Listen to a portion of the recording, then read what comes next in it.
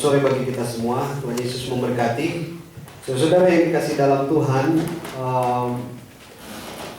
kita akan membuat sebuah program dan session sudah sepakat untuk itu dan sudah ditetapkan sebagai program kita bahwa dalam 2 bulan sekali kita akan ada satu khotbah tematik. Jadi setiap 2 bulan, dalam 2 minggu, minggu kedua, minggu ketiga itu akan ada khotbah tematik. Apa itu khotbah tematik ini, Pak Pendeta? Apalagi ini ya? Khotbah tematik adalah khotbah-khotbah yang disusun atau dibuat sesuai dengan keperluan, kebutuhan kita, pertanyaan-pertanyaan yang sering muncul, pergumulan-pergumulan yang ada di jemaat, dan itu coba kita bahas bersama, coba kita bawa bersama, coba kita memberi pengertian bersama secara teologis dan secara iman. Jadi tidak hanya dengar sana, dengar di sini dan sebagainya, sehingga saudara selalu bertanya apa itu, apa ini, dan seterusnya. Nah, pergumulan-pergumulan itu kita bawa di dalam doa dan juga dibawa di dalam khotbah ini, sehingga menjadi sebuah keyakinan, menjadi sebuah pemahaman yang benar yang kita pahami sebagai pribadi, sebagai keluarga, tapi juga sebagai gereja. Nah, Bapak Ibu dan Saudara yang di dalam Tuhan, hari ini tema yang ada bagi kita adalah mengenai perpuluhan. Saudara mungkin berpikir, bertanya, apa lagi nih perpuluhan nih Pak Pendeta? Perpuluhan kita sudah dengar semuanya, perpuluhan banyak sekali, bahkan mungkin saudara sudah mempraktekannya. Saya selalu mempraktekannya juga. Apalagi bicara tentang uang, apalagi bicara tentang memberi, mempersembahkan. Ini kita mau bicara lagi tentang perpuluhan hari ini. Nah, saudara yang dikasih dalam Tuhan, perpuluhan ada banyak sekali ketika dalam diskusi-diskusi, atau saudara mungkin menggumuli juga pertanyaan-pertanyaan. Apa itu perpuluhan? Apakah perpuluhan dikembalikan ke gereja lokal? Kalau tidak, berarti kita nanti merampok milik Tuhan. Mungkin saudara ada punya pemahaman yang demikian. Atau ada lagi yang bertanya, kira-kira itu sistem perjanjian lama. Bukankah kita hidup di dalam perjanjian baru, di dalam zaman anugerah? Jadi yang penting bagi kita sekarang memberi dengan rela dan sukacita. Ada lagi pemahaman yang demikian. Ada juga yang mengatakan bahwa persepuluhan harus diberikan kepada pelayan jemaat, kepada pendeta. Dalam hal ini didasarkan pada pemahaman tentang orang Lewi. Kira-kira saudara setuju nggak ini? Saya setuju. Kalau saya setuju, hebat. Karena banyak orang juga memahami yang demikian. Harus kasih sama orang Lewi. Karena orang Lewi itu adalah yang melayani di jemaat. Tapi nanti kita akan lihat apakah pemahaman-pemahaman yang demikian itu bisa dilihat dalam konteks firman Tuhan itu bagaimana. Mungkin ada lagi yang bertanya, bagaimana cara memberikan 10% dari pendapatan kita? Apakah bruto, apakah neto, bagaimana cara yang pasti, apakah yang sudah bersihnya atau kotornya dan seterusnya. Saya waktu itu melayani di satu jemaat di Bali, ada seorang pengusaha besar. Dia datang kepada saya, tanya, Pak Pendeta gimana ya cara beri perpuluhan itu ya? Saya ini bisnismen, saya punya perusahaan, kemudian pegawai saya banyak. Kalau perpuluhannya bagaimana saya beri? Apakah ketika saya dapat untung misalnya 1 juta rupiah, kemudian dari 1 juta itu dipotong 1/10-nya, maka berapa? 100.000. Apakah itu yang diberikan? Atau dapat 1 juta, kemudian gaji pegawai, bayar listrik, bayar ini, tinggal 300.000. Kemudian kalau begitu saya memberikannya 30.000. Bersih, kotor, diskusinya macam-macam. Sampai akhirnya pusing sendiri karena bingung dengan masalah ini. Itu juga akan terjawab nanti. Ada juga yang mengatakan begini, kita di Amerika ini sudah pusing dengan bill, pajak, asuransi, apalagi bayar ini, bayar itu dan seterusnya. Sekarang pendeta ngomong lagi tentang perpuluhan, apalagi pajak gereja dan seterusnya dan seterusnya. Saudara-saudara yang dikasih dalam Tuhan, tidak mudah memahami ini. Tidak mudah untuk mendiskusikan ini hanya dalam waktu, atau mengkhotbahkan ini dalam waktu hanya 30 menit, 40 menit. Ini sebuah pergumulan besar dari gereja di seluruh dunia, bahkan orang-orang percaya. Saudara-saudara yang dikasih dalam Tuhan, mari kita melihat satu persatu teks-teks yang ada di dalam Alkitab. Saya akan mengirimkan ini bagi saudara. Mungkin bagi saudara yang sudah membuka Facebook, saya sudah mengirimkan bahan ini kepada saudara. Jadi nggak usah lagi tulis-tulis, tetapi bisa nanti lihat teks-teks ayatnya banyak sekali di sana. Saudara-saudara, dalam tradisi perjanjian lama itu banyak sekali yang namanya persembahan. Kalau saudara mau ikut itu, kalau saudara mau ikut ambil bagian dalam tradisi perjanjian lama, silahkan. Tidak ada yang melarang. Tapi saya mau kasih tahu, perjanjian lama itu ada korban perdamaian, 1. Ada persembahan penghapus dosa, 2. Ada persembahan atau korban penebus salah, 3. Korban pemujaan, korban bakaran, korban keselamatan, korban pujian, korban nazar, korban sukarela, korban sajian, persembahan pagi dan petang, persembahan penabisan, persembahan persepuluhan, persembahan yang lainnya. Kita harus ambil bagian dalam persembahan-persembahan ini, maka saudara tahu apa yang terjadi dengan gereja ini. Saudara tahu apa yang terjadi dengan kita saat ini. Nah, saudara-saudara, memang demikianlah konteksnya dalam dunia perjanjian lama. Memang begitulah. Kita nggak bisa salahkan bahwa kita nggak bisa ikut itu karena itu perjanjian lama. Tapi kita bisa mengatakan bahwa memang demikian konteksnya, dan kemudian kita harus maju sekarang dalam dunia dalam dunia perjanjian baru di mana Kristus hadir pada saat ini. Nah, saudara-saudara yang dikasih dalam Tuhan, kembali kepada satu bagian dari persembahan itu saja, yaitu persepuluhan. Mungkin saudara berkata, mana teks-teks yang terkait dengan persepuluhan? Banyak. Dalam Alkitab ada satu cerita, ada 2 cerita di sebelum Taurat ada, yaitu cerita tentang Abraham dan cerita tentang Yakub. Yang pertama adalah Abraham ketika dia mengalahkan suku-suku yang ada di daerah sekitar di mana dia tinggal, kemudian dia bertemu dengan Melkisedek. Melkisedek ini adalah dikatakan sebagai imam Allah, Raja Damai. Apa yang terjadi ketika Abraham bertemu dengan Melkisedek? Dia mengatakan, aku memberikan 1/10 dari hasil yang aku dapatkan, hasil peperangan yang aku dapatkan. Dia memberikan 1/10, dan itu dicatatkan dalam Kejadian pasal 14 ayat 17 dan seterusnya. Jadi Abraham pada waktu itu memberikan perpuluhannya, 1/10 dari apa yang dia terima dari hasil pampasan perang. Yakub ketika dia lari, dia tidur, kemudian dia bermimpi, dan kemudian di situ di tempat di mana dia mimpi disebut dengan Betel, dan kemudian dia berkata kepada Tuhan, kalau Tuhan menyelamatkan aku, kalau Tuhan memberikan aku keselamatan dan seterusnya, maka aku akan memberikan 1/10 dari apa yang aku dapatkan. Yakub memberikan 1/10. Saudara, dalam Kejadian 28 saudara bisa baca itu. Pasca hukum Taurat pun demikian dicatatkan. Kalau saudara membaca Bilangan pasal 18 yang paling terkenal tentang orang Lewi. Nah, ini sudah mulai praktek ini. Jadi Tuhan bilang kepada Harun, oke Harun, kamu imam besar, tapi kamu nggak bisa mengerjakan ini semua. Kamu harus panggil Bani Lewi untuk datang dan membantu, karena mereka tidak dapat harta warisan.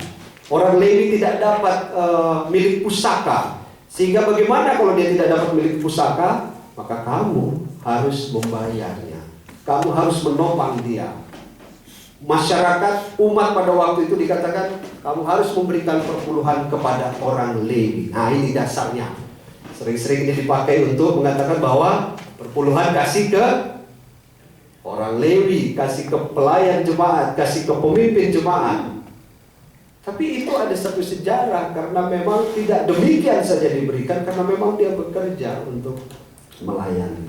Raja Hizkia pun ketika zaman nabi-nabi, dalam raja-raja, di dalam 2 Tawarikh pasal 31 itu dia mengumpulkan hasil-hasil panen, hasil-hasil yang dia dapatkan pada waktu itu, dan kemudian membaginya 1/10, dan dia menjadi raja yang bijaksana. Dan satu teks yang sangat menarik di dalam nabi-nabi yaitu pada Maliaki 3 ayat 6 sampai 12 atau 10 tadi kita 10 sampai 12 yang kita baca tadi. Nah, ayat yang paling favorit yang sering diambil dari perpuluhan adalah Maliaki 3 ayat 6 sampai 12. Ujilah aku. Firman Tuhan katakan, ujilah aku. Nah, Alkitab rupanya banyak mencatat tentang perpuluhan. Saya mau mengatakan lagi kepada kita saat ini, dalam prakteknya bagaimana? Apakah prakteknya dibawa ke bait Allah, kemudian dimasukkan ke kantong persembahan? Apakah dibawa ke sinagog atau bagaimana? Bagaimana prakteknya perpuluhan dalam dunia perjanjian lama? Alkitab pun mencatat satu persatu tentang ini. Dan yang menarik, justru Alkitab mencatat tidak seragam. Imamat pasal 27 mengatakan, perpuluhan itu diambil dari hasil bumi, dari hasil ternak. Ternak lewat 10, plek, 1 masuk, jadi 1/10. Hasil ternak, hasil bumi itu kemudian diambil sedemikian rupa, dan kemudian ditambahkan 1/5 menjadi 20%. 1/5-nya, dan kemudian dari harga persembahannya itu total semuanya adalah menjadi 12 sekian persen. Hitungannya menjadi rumit sekali. Ternyata Imamat 27 mencatat itu bagaimana persembahan ini, perpuluhan ini diberikan.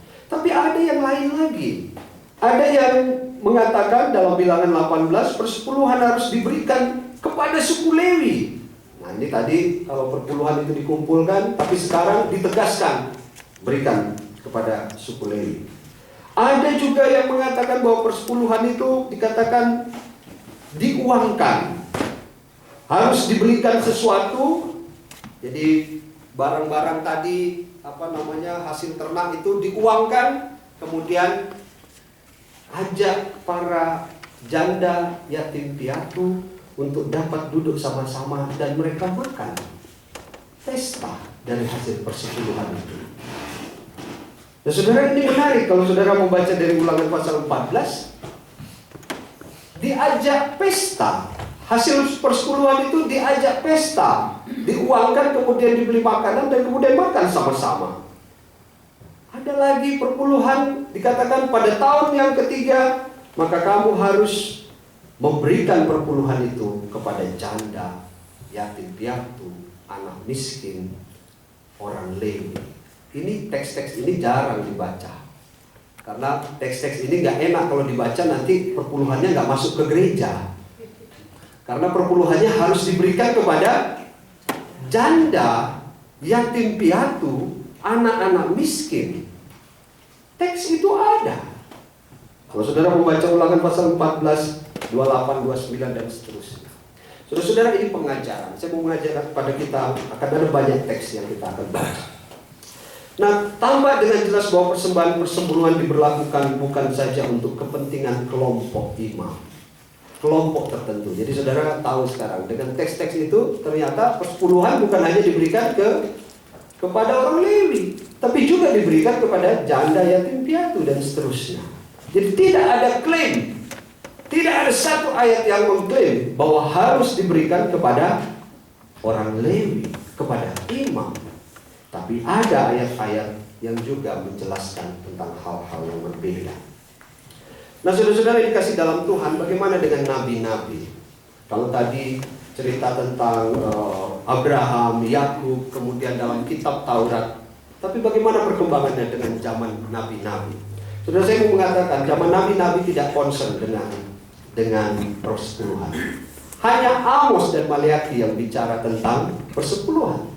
Kalau saudara baca Amos pasal 4, justru Amos mengkritik habis tentang persepuluhan. Datanglah ke Betel dan lakukanlah perbuatan jahat. Ke Gilgal dan terhebatlah perbuatan jahat. Bawalah korban sembelihanmu pada waktu pagi dan persembahan persepuluhanmu pada hari yang ketiga. Bakarlah korban syukur dari roti yang beragi dan maklumkanlah persembahan-persembahan sukarela. Siarkanlah itu, sebab bukankah yang demikian yang kamu sukai, hai orang Israel? Demikian firman Tuhan. Amos marah karena apa? Karena perbuatan jahat. Kamu berbuat jahat, tapi kamu masih juga bisa memberikan perpuluhan.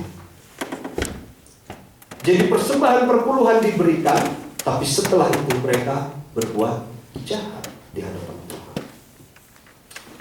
Amos sangat kritis.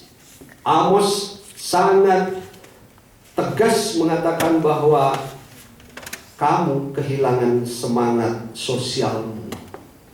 Kamu boleh memberi persembahan perpuluhan, tapi kalau sikap hidupmu tidak menunjukkan sikap yang baik, untuk apa perpuluhanmu?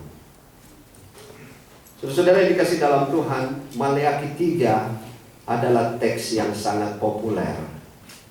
Maleakhi 3 adalah teks yang sangat ditempatkan sebagai dasar bahwa perpuluhan harus diberikan kepada imamkah, kepada gereja, dan seterusnya. Tapi saya mau mengatakan kepada kita, kalau kita membaca teks ini dengan benar, kalau kita membaca Maleakhi dari pasal yang pertama sampai pasal yang terakhir, pasal 3 itu, maka saudara akan melihat bahwa kesimpulannya adalah bahwa kamu memberi persembahan persepuluhan bukan karena kamu belum menerima sesuatu, tapi kamu memberikan perpuluhan justru karena kamu sudah menerima sesuatu. Saudara, ini beda. Kalau saudara memberikan perpuluhan karena saudara ingin sesuatu dari Tuhan, itu kesalahan yang paling besar. Justru karena kita sudah menerima sesuatu, kita memberikan yang terbaik untuk Tuhan. Tuhan marah kepada orang Israel. Dalam Maleakhi ini Tuhan marah, ujilah aku. Kenapa? Karena engkau melakukan memberikan persembahan perpuluhanmu sama seperti Amos. Kamu juga tidak pernah melakukan hal yang baik. Kamu sudah menerima apa yang daripadaku. Kamu memberikan perpuluhan, tapi kamu juga melakukan hal-hal yang tidak berkenan di hadapan Tuhan. Untuk apa perpuluhan itu? Apalagi perpuluhan itu didasarkan seperti menyogok Tuhan, bahwa karena saya belum menerima, maka saya harus mendapatkan sesuatu. Dari pemahaman yang keliru. Maleakhi mau mengajak kita untuk mengatakan bahwa kamu memberikan perpuluhan justru karena kamu atau kita sudah menerima sesuatu dari Tuhan. Ini mau mendasarkan satu pemahaman yang jelas tentang bagaimana memberikan persembahan kepada Tuhan. Kita memberikan persembahan apapun, perpuluhan, persembahan, kantong kolekte dan sebagainya, kita bukan memberikan karena Tuhan mau, Tuhan mau dipenuhkan dengan itu. Tuhan tidak terlalu penting dengan persembahan kita. Tapi yang dia penting adalah bahwa kita memberikan karena kita mencintai Dia. Dan Dia begitu mencintai kita. Itulah sebabnya juga Dia sampai pada korban yang begitu luar biasa, yaitu korban bagi kita semua. Kita memberikan apa yang kita berikan kepada Tuhan melalui persembahan yang kita bawa ini karena kita mencintai Dia. Bukan karena pendeta Victor, bukan karena Simpson mewajibkan bahwa saudara memberikan perpuluhan. Bukan karena saya atau kita semua memberikan satu ketetapan bahwa saudara harus membawa persembahan saudara, dan dengan cara itu kalau saudara tidak membawa maka saudara akan bla bla bla bla bla bla. Kita tidak pernah membawa persembahan kita dengan rasa takut, tapi kita membawa persembahan kita dengan sukacita.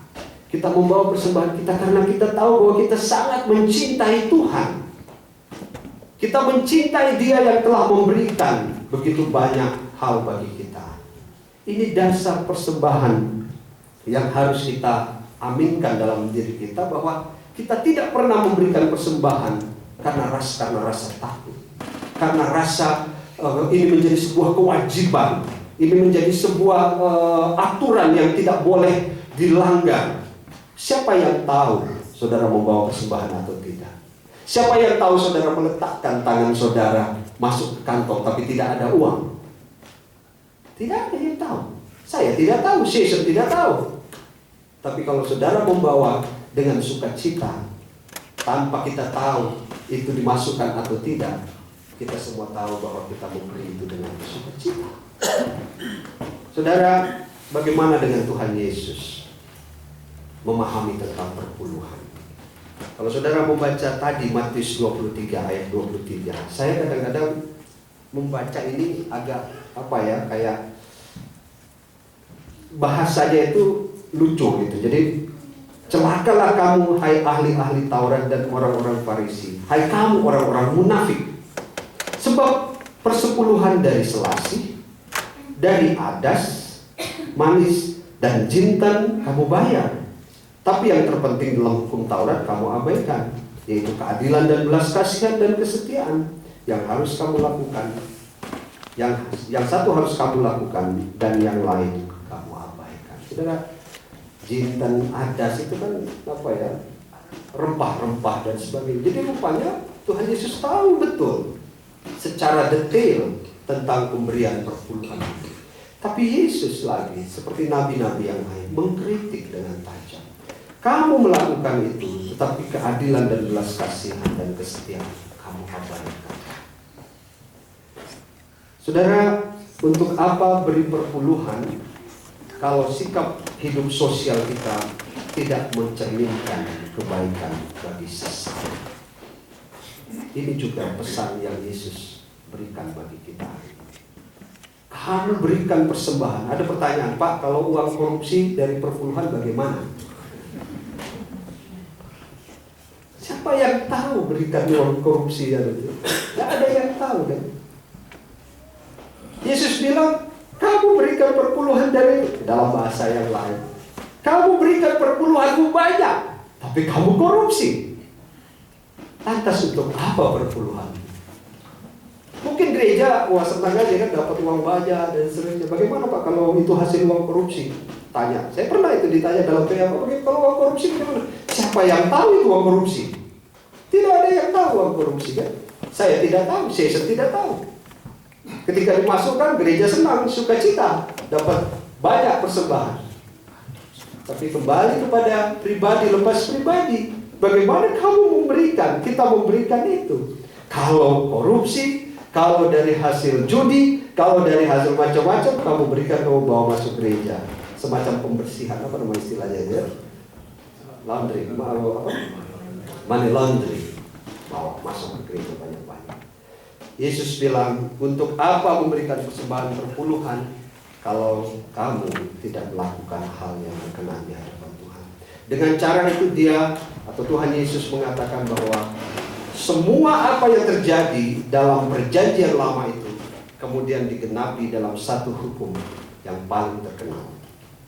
Kasihilah Tuhan Allahmu dengan segenap hatimu dan dengan segenap jiwamu dan dengan segenap akal budimu. Itulah hukum yang pertama dan utama. Dan hukum yang kedua yang sama dengan itu adalah kasihilah sesama manusia seperti dirimu sendiri. Saudara, ini merupakan dasar bagi kita sekarang untuk maju ke pemahaman yang berikutnya. Dengan demikian, Yesus hendak menyatakan secara langsung bahwa perpuluhan, saudara perhatikan ya, bukanlah sebagai sebuah bukanlah sebagai sebuah kewajiban religius, tetapi sebagai cara untuk memberikan cinta kasih bagi Tuhan dan sesama. Saudara ingin memberi perpuluhan? Silakan. Silakan, tidak ada yang melarang. Karena Yesus juga tidak membatalkan itu. Yesus tidak pernah membatalkan. Karena kalau dia membatalkan, maka dia mengatakan bahwa aku datang bukan untuk menggenapi hukum Taurat, tapi untuk membatalkan. Yesus tidak katakan begitu. Semua apa yang ada di dalam hukum Taurat digenapi di dalam hukum kasih. Salah satunya adalah juga perpuluhan. Kalau engkau memberikan perpuluhan, berilah, tapi berilah itu dengan cinta kasih yang baik. Bukan karena itu sebagai sebuah kewajiban, sehingga saudara merasa takut kalau nanti tidak diberikan, nanti saya dapat murka, kulit saya nanti sakit-sakit dan sebagainya. Saudara, bukan karena itu, tapi karena kita semua mengasihi Tuhan dalam hidup.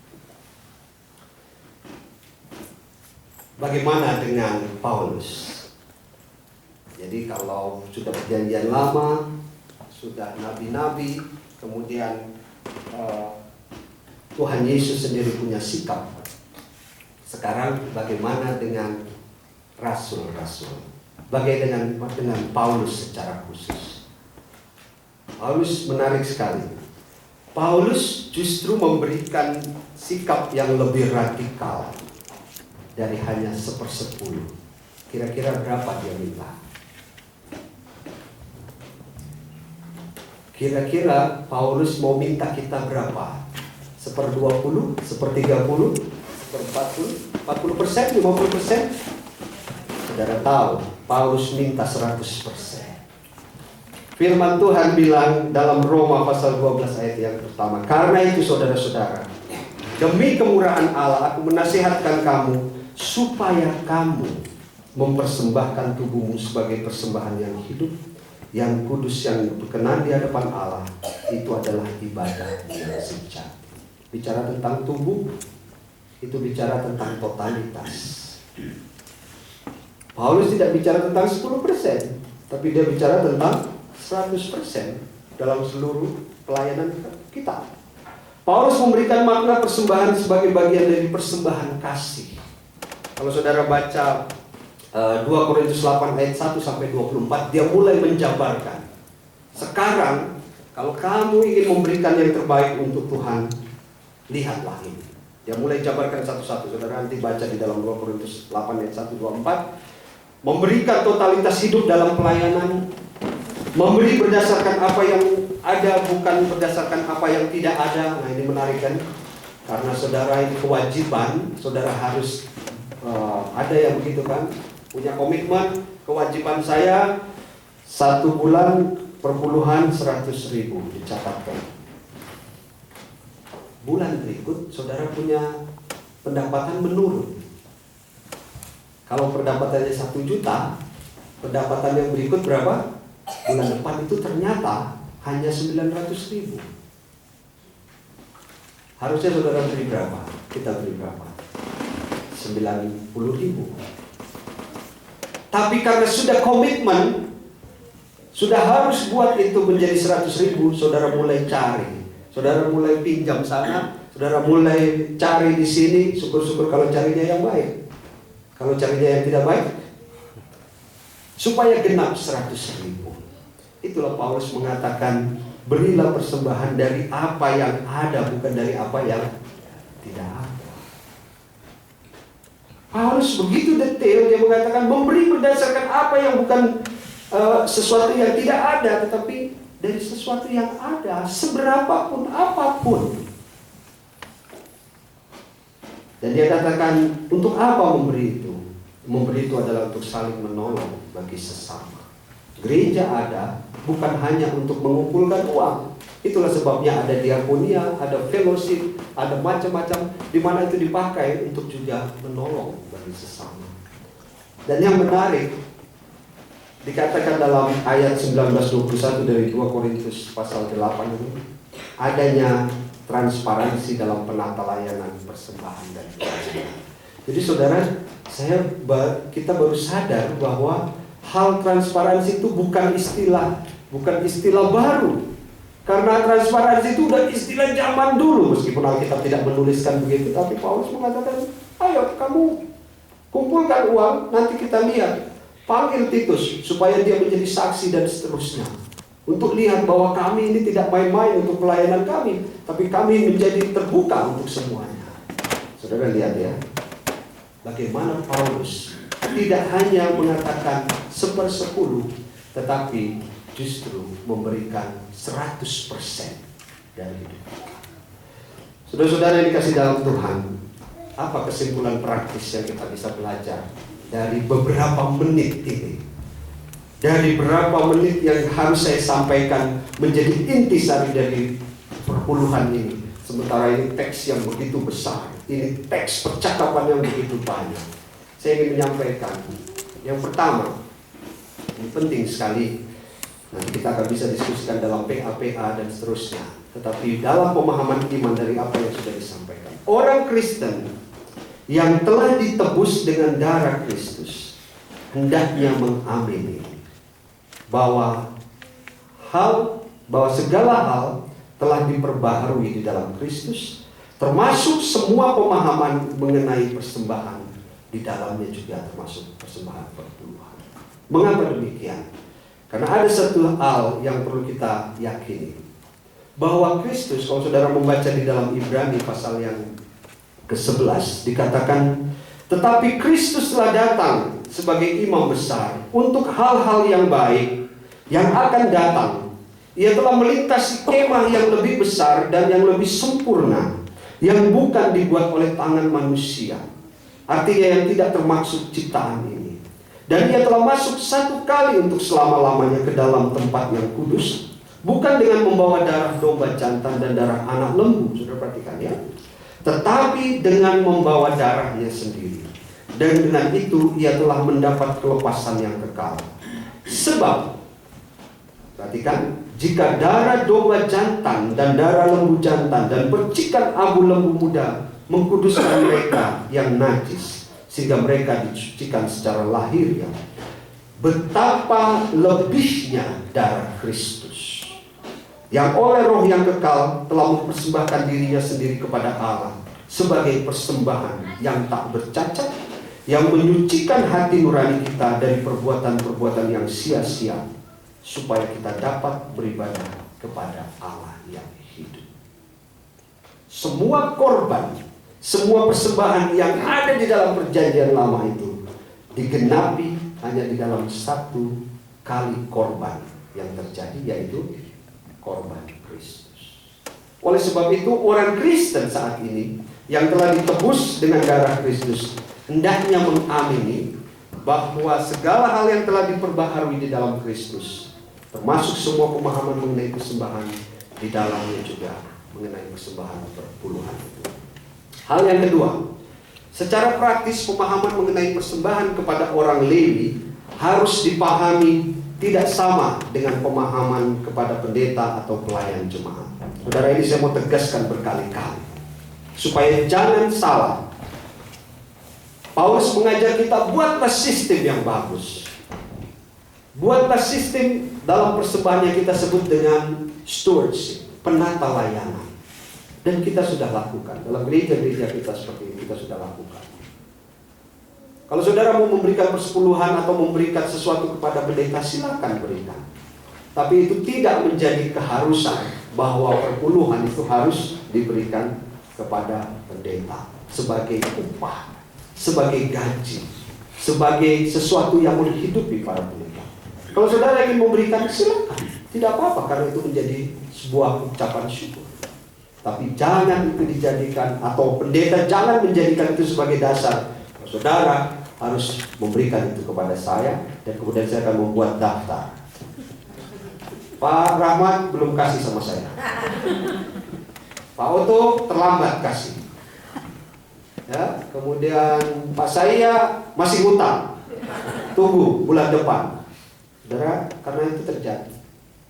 Ada pengalaman-pengalaman bahwa datang ke jual sapinya, pendetanya datang, kemudian catat harganya berapa, sekian. Oh, kalau gitu kamu harus kasih saya sekian. Jadi itu terjadi. Sangat ekstrim memang, sangat ekstrim. Tapi saya mau mengatakan kepada kita sekali lagi, ada hal-hal yang baik yang harus kita tata dalam pemahaman-pemahaman yang baik dan benar. Persembahan kepada Tuhan bukan hanya 10% dari pendapatan kita, tapi yang lebih penting adalah mengimani bahwa Allah, bahwa seluruh hidup kita ini menjadi persembahan yang hidup dan berkenan kepada Tuhan. Akhirnya sang pengusaha ini bilang kepada saya, Pak Pendeta, saya punya uang banyak. Kalau saya dibatasi hanya memberikan, ini lain lagi, kasusnya lain lagi. Kalau saya mau memberikan lebih dari 10% karena aturannya cuma 10%, masa saya tidak boleh? Wah, ini salah lagi di gereja ini. Dia bilang sama saya punya uang banyak Pak Pendeta, saya bingung ini mau kasih kemana. Lebih bagus saya kasih ke gereja. Tapi karena aturan di gereja hanya boleh memberikan 10%, sehingga saya hanya berikan 10%. Yang lainnya, ya sudah saya foya-foya. Wah, salah juga ini semacam ini. Pemahaman seperti ini juga harus diluruskan. Ada orang yang mungkin sulit memberikan 10%, tapi ada orang yang berkelebihan, sulit juga untuk memahami ini. Karena dia pikir, kenapa gereja harus melarang hal memberikan 10%, padahal saya mau memberikan lebih. Saudara dikasih dalam Tuhan, kembali kepada pemahaman. Kamu bisa memberikan 1/10, bahkan 1/20, 1/30, bahkan 100% dalam seluruh kehidupan kita. Paulus mengatakan, berilah semua atau tubuhmu untuk menjadi persembahan yang hidup. Oleh karena itu, bekerja dan melayani yang sungguh-sungguh untuk Tuhan adalah hal penting dalam rangka kita menyatakan persembahan hidup kita secara total. Tadi kita sudah katakan. Kita tetap memberikan persembahan kita kepada Tuhan, tetapi motivasi persembahan itu sekali-sekali jangan didasarkan pada keinginan kita untuk menerima yang lebih dari Tuhan. Kita memberi bukan karena kita belum menerima, tetapi karena kita sudah menerima dari Tuhan. Semua persembahan yang kita berikan kepada Allah adalah didasarkan karena cinta kita kepada Tuhan, bukan karena kita ingin sesuatu dari Tuhan yang berlebihan. Rasa cinta itu kita wujudkan dalam persekutuan kita melalui program-program pelayanan yang kita buat untuk memuliakan Tuhan. Karena semua itu membutuhkan persembahan dari kita. Apakah itu materi, uang, atau tenaga dan pikiran kita. Jadi saudara, sekali lagi berkali-kali saya mau mengatakan, saya ulangi supaya kita tidak lupa. Berilah persembahan kita itu atas dasar cinta kasih kita kepada Tuhan. Bukan sekali lagi karena kewajiban-kewajiban yang ada. Saudara, jika kita hendak memberikan 1/10 atau perpuluhan kita juga kepada Tuhan, silahkan melakukannya atas dasar yang tadi saya katakan, cinta kasih kita kepada Tuhan. Dengan penuh sukacita, dengan penuh ketulusan, dan bukan karena kewajiban religius yang mengikat kita seperti dalam perjanjian lama. Karena melalui darah Kristus kita sudah ditebus, dan persembahan yang sejati adalah tubuh kita untuk kemuliaan nama Tuhan. Dengan catatan terakhir ini, kita sudah tidak usah harus pusing lagi bagaimana saudara harus beri perpuluhan, dari mana saudara harus mengukur perpuluhan, bagaimana caranya saudara membawa persepuluhan, kemana caranya saudara memberikan persepuluhan. Harusnya tidak pusing lagi. Kenapa? Karena saudara harus memberikannya, atau kita memberikannya, bukan lagi karena semua hal-hal itu, tetapi karena cinta kasih kita kepada Tuhan. Saudara, dengan saudara memberi persembahan, saya memberi persembahan, rumah Tuhan berkembang, pelayanan-pelayanan berkembang, dan apalagi kalau saudara memberikan itu dengan satu sukacita yang besar kepada Tuhan. Dengan cara ini maka terpujilah Tuhan di dalam seluruh kehidupan kita. Terpujilah Tuhan di dalam kehidupan kita hari lepas hari, dalam kehidupan keluarga kita. Dan berikanlah persembahan itu sebagai tanda syukur, tanda sukacita kita kepada Tuhan. Bukan karena paksaan, bukan karena aturan-aturan, bukan karena kewajiban-kewajiban, bukan karena segala hal yang menjadikan begitu membuat saudara menjadi sakit kepala, pusing karena bulan depan saya harus kasih perpuluhan, berapa yang saya kasih dan sebagainya. Hilangkan semua itu, tapi berikan yang terbaik untuk Tuhan melalui apa yang kamu punya, apa yang ada yang kamu miliki, dan berilah itu dengan sukacita, dan Tuhan melihat itu sebagai kebaikan yang kita miliki. Tuhan memberkati kita. Selamat memberikan persembahan yang terbaik untuk Tuhan dalam bentuk apapun. Tuhan Yesus memberkati kita. Amin.